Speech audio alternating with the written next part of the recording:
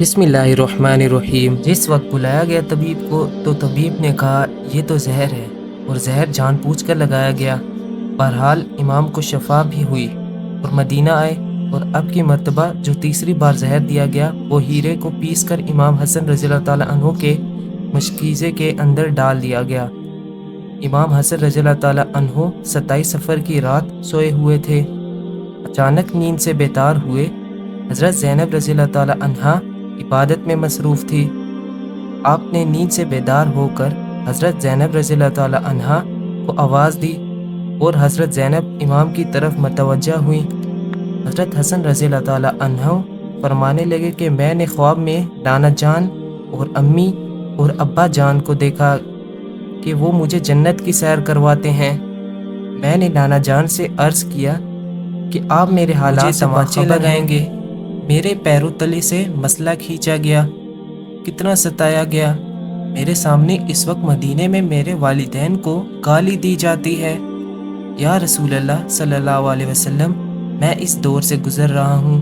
آقا صلی اللہ علیہ وسلم نے فرمایا کہ صبر کرو، تم بہت جلد ہم سے آ کر ملنے والے ہو۔ امام حسن رضی اللہ تعالیٰ عنہ نے ایک اور خواب دیکھا کہ آپ کی پیشانی پر قل هو اللہ شریف لکھا ہوا ہے۔ یہ خواب جب لوگوں نے سنا تو خوش ہوئے، لیکن آپ کے شاگرد سعید ابن مسیب نے سنا تو آپ نے فرمایا کہ مولا، اگر یہ خواب کی تعبیر پوری ہو گئی تو سمجھ لیجئے آپ بہت جلد دنیا سے جانے والے ہیں، کچھ ہی دن بچے ہیں۔ یہ خواب تو تھا ہی، سب لرزے ہوئے تھے، اس خواب نے اور لرزا دیا۔ امام حسن رضی اللہ تعالیٰ عنہ نے کہا، بہن میں نے خواب دیکھا۔ حضرت زینب نے پوچھا کہ یہ کیسا خواب ہے؟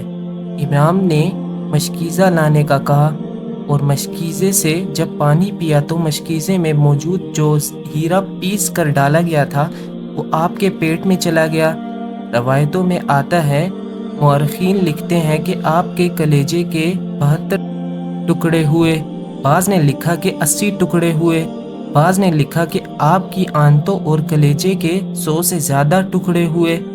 جب آپ کہہ کرتے تو وہ ٹکڑے ہو کر گرتے۔ سوچئے ذرا یہ ہیرا کیا ہوتا ہے، اس کو کانچ پہ چلائے تو کانچ کٹ جاتا ہے۔ یزید صرف قاتل حسین رضی اللہ تعالیٰ عنہ ہی نہیں ہے بلکہ قاتل حسن رضی اللہ تعالیٰ عنہ بھی ہیں۔ اس پر تو سب اتفاق کرتے ہیں کہ سازش یزید کی تھی، لیکن زہر دیا کس نے، اس پر تاریخ خاموش ہے۔ حضرت مولانا حسن بریلوی رحمۃ اللہ نے ایک عورت کا نام لکھا ہے، لیکن مفتی جلال الدین رحمۃ اللہ اس پر خاموشی کا حکم دیتے ہیں۔ مؤرخین اس میں اتنے الجھے ہوئے ہیں کہ کوئی واضح موقف پیش نہیں کیا جاتا، لیکن پڑھے لکھے لوگ ہیں، ان کے لیے ایک بات ہے کہ زہر دینے والا کون ہے۔ جس وقت ٹکڑے ہو کر گرنے لگے تو امام نے حضرت حسین رضی اللہ تعالیٰ عنہ کو بلانے کا حکم دیا تاکہ کچھ نصیحت کر دوں۔ حضرت حسین رضی اللہ تعالیٰ عنہ آئے اور حالت دیکھ کر گلے مل کر خوب روئے۔ بھائی بتاؤ، آپ کو زہر کس نے دیا؟ اس لیے کہ سید الصابرین کا نواسہ ہے۔ بھائی مجھے جس پر شک ہے، اگر وہی ہے تو اللہ بہترین انتظام لینے والا ہے، اور شک کی بنیاد پر کسی کو قتل نہیں کیا جا سکتا، کیونکہ میں نام لوں گا تو تم قتل کرو گے، اور شک کی بنیاد پر کسی کو قتل نہیں کیا جا سکتا۔ اللہ بہترین انتقام لینے والا ہے۔ جب امام حسن نے امام حسین کو نہیں بتایا کہ قاتل کون ہے تو حتمی طور پر کسی کے بارے میں یہ فیصلہ کر دینا کہ فلاں قاتل ہے، میں سمجھتا ہوں کہ یہ زیادہ مناسب نظر نہیں آیا۔ بہرحال جب صبح ہوئی اور لوگ جمع ہونے لگے تو اس وقت امام حسن نے کہا، حسین میرا چہرہ کیسا نظر آ رہا ہے؟ امام حسین رضی اللہ تعالیٰ عنہ نے روتے ہوئے فرمایا، آپ کا چہرہ ہرا ہو گیا ہے۔ مسکرا کر کہا، اس تکلیف میں مسکرایا ہے؟ حسن، جس تکلیف میں لوگ ساری خوشیاں لوگوں کی چھین جاتے ہیں۔ حسن مجتبیٰ نے جب سنا کہ میرا چہرہ ہرا ہو گیا ہے تو فرمایا، حسین یاد ہے نانا کی حدیث معراج مکمل ہو گئی ہے؟ لوگوں نے پوچھا کہ حدیث معراج کیا ہے؟ فرمایا کہ جب میرے حضور صلی اللہ علیہ وسلم معراج پر گئے تھے اور ہماری پیدائش بھی نہیں ہوئی تھی تو نانا معراج پر جنت کی سیر کر رہے تھے تو جنت میں 2 محل دیکھے، ایک ہرا تھا اور ایک لال تھا۔ اس وقت رضوان جنت نے کہا کہ یا رسول اللہ صلی اللہ علیہ وسلم، جاتے جاتے اپنے شہزادوں کے محل بھی دیکھ جائیں جن سے پوری جنت کا حسن دوبالا ہوتا ہے۔ حضور صلی اللہ علیہ وسلم نے فرمایا کہ یہ ہرا کس کا ہے اور لال کس کا ہے؟ کہا کہ لال تو حسین رضی اللہ تعالیٰ عنہ کا ہے اور ہرا حسن رضی اللہ تعالیٰ عنہ کا ہے۔ میرے حضور صلی اللہ علیہ وسلم نے پوچھا کہ رضوان، یہ تو بتاؤ کہ حسن کا ہرا کیوں اور حسین کا لال کیوں؟ تو رضوان کی گردن جھک گئی اور آنکھوں میں آنسو آ گئے۔ اہل بیت کی محبت میں رضوان جنت بھی روتا ہے، جبکہ جنت میں کوئی رو نہیں سکتا۔ جنت وہ ہے جہاں رویا نہیں جاتا، لیکن یہ شہادت حسین ہے، اسے جب جب بھی یاد کیا جاتا ہے تو رضوان جنت بھی روتا ہوا نظر آتا ہے۔ رضوان کی عرض کرنے کی ہمت نہ ہوئی۔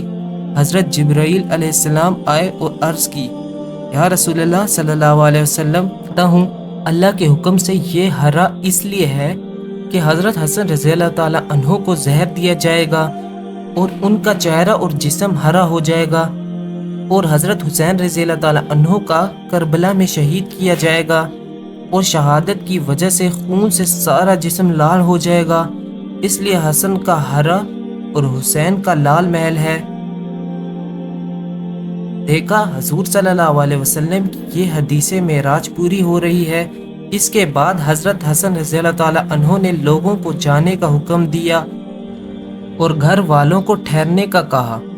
اس وقت مولا حسن کے 3 یا 4 بیٹے تھے، اور ان بیٹوں میں ایک بڑا بیٹا تھا جس کی عمر صرف 7 سال تھی۔ وہ بڑا خوبصورت تھا اور نام قاسم تھا۔ آقا کا نام فروہ تھا۔ فروہ قاسم کے سر پر ہاتھ پھیرتے ہوئے اور اپنے شوہر کی طرف دیکھتے گویا ان کے سامنے اپنی بیوگی گھوم رہی تھی۔ ہائے بیوگی، ہائے بے کسی، ہائے بے بسی، لیکن زبان سے کچھ کہہ نہ سکتے تھے۔ جب سب لوگ چلے گئے، حتیٰ کہ کوئی نہ بچا، تو حضرت حسن رضی اللہ تعالیٰ عنہ نے اپنے بازو پر بندھے تعویذ کو کھولنے کا حکم فروہ کو دیا۔ تعویذ کھلا اور کھول کر حضرت حسن نے کہا کہ میرے بیٹے قاسم کو میرے پاس لاؤ۔ اپنے ہاتھوں سے وہ تعویذ بیٹے کے بازو پر باندھ دیا اور فرمایا، بیٹے، ایک وقت آئے گا جب تو شدید مصیبت میں گرفتار ہو جاؤ گے، اس وقت یہ تعویذ کھول کر دیکھنا۔ اس کے بعد حضرت حسین رضی اللہ تعالیٰ عنہ کو بلا کر وصیت کی اور کہا، حسین، صبر سے کام لینا، اور میری تمنا ہے کہ جس وقت میرا جنازہ اٹھے تو مجھے نانا کے قدموں میں دفن کر دینا۔ میں نانا کے قدموں میں دفن ہونا چاہتا ہوں۔ امام عالی مقام 28 صفر کو ایک روایت کے مطابق، 29 صفر کو اور ایک روایت کے مطابق 5 ربیع الاول کو شہید ہو گئے، اس طرح سے کہ آپ کا پورا جسم ہرا ہو چکا تھا اور اندر کی آنتوں کے ٹکڑے کیہ کی طرح باہر گرے ہوئے تھے۔ حضرت حسن رضی اللہ تعالیٰ عنہ کی شہادت ہوئی تو آپ کے تجہیز و تدفین کے لیے جنازہ اٹھایا گیا، لیکن یہ بھی تاریخ کا بدترین باب ہے کہ جب جنازہ باہر لے کر آئے اور حضور صلی اللہ علیہ وسلم کے روضے مبارک میں حضرت حسن رضی اللہ تعالیٰ عنہ کو دفن کرنا چاہتے تھے تو بنوامیہ کہ وہ غلیظ جسے دنیا مروان کہتی ہے، بدترین آدمی جس پر میرے آقا صلی اللہ علیہ وسلم نے لعنت کی تھی، اس نے کہا کہ میں ان کو دفن نہیں ہونے دوں گا۔ امام حسن رضی اللہ تعالیٰ عنہ نے کہا کہ میرے بھائی کی وصیت ہے، میں دفن کروں گا۔ یہاں تک کہ مورخین نے لکھا کہ اس ظالم نے کمان سے تیر نکالا اور امام حسن رضی اللہ تعالیٰ عنہ کے لاشے پر چلانا شروع کیا۔ ایک بندہ جو شہید ہو چکا ہے، لوگ کہتے ہیں کہ مروان کو یزید کو اتنا برا نہ کہا کرو، اس لیے کہ انہوں نے کیا کیا ہے۔ یہ کیا ہے؟ مرے ہوئے انسان کا تو دشمن بھی احترام کرتا ہے۔ مروان کیسا ظالم تھا، نانا کے قدموں میں نواسے کو لے جا رہے ہیں تو تلوار سے جنازہ روک لیا اور جنازے پر تیر چلانا شروع کر دیا۔ بعض روایتیں یہاں تک آتی ہیں کہ حسن رضی اللہ تعالیٰ عنہ کے جنازے پر تیر چلائے گئے۔ حضرت زینب رضی اللہ تعالیٰ عنہ نے کہا کہ فاطمہ کے 2 بیٹوں کے جنازے میں نے دیکھے ہیں، حسن کو تو دوبارہ کفن ملا ہے، حسین کو تو ایک بار بھی کفن نہ ملا۔ لوگوں نے کہا کہ حسن کو دوبارہ کفن کیسے ملا؟ جب مروان نے حسن رضی اللہ تعالیٰ عنہ کی لاش پر تیر چلایا تو وہ تیر لگا تو وہ حسن رضی اللہ تعالیٰ عنہ کے کفن سے خون کی پھوار نکل پڑی۔ تو اس وقت لوگوں نے کہا کہ ایک کفن پر اب دوسرا کفن بھی لپیٹ لو تاکہ حسن رضی اللہ تعالیٰ عنہ کو رنگین کفن میں لے کر نہ جائیں بلکہ ایک کفن اور دے دیا جائے۔ یہ بھی حضرت حسن رضی اللہ تعالیٰ عنہ کی کرامت ہے کہ وصال کے بعد بھی تیر لگا تو آپ کے جسم سے خون نکلا۔ کسی نے امام حسین رضی اللہ تعالیٰ عنہ سے کہا شہزادہ حسن رضی اللہ تعالیٰ عنہ کی یہ وصیت تھی کہ مجھے حضور صلی اللہ علیہ وسلم کے قدموں میں دفن کریں، لیکن انہوں نے یہ بھی تو کہا کہ اگر مروان آڑے آئے تو مجھے امی جان کے قدموں میں دفن کر دینا۔ آپ اس پر بھی عمل کر سکتے ہیں۔ پھر امام حسن رضی اللہ تعالیٰ عنہ کو حضرت فاطمہ رضی اللہ تعالیٰ عنہا کے قدموں میں دفن کر دیا گیا۔ آج کے لیے اتنا ہی، ملتے ہیں آپ سے اگلی ویڈیو میں، تب تک کے لیے اللہ حافظ۔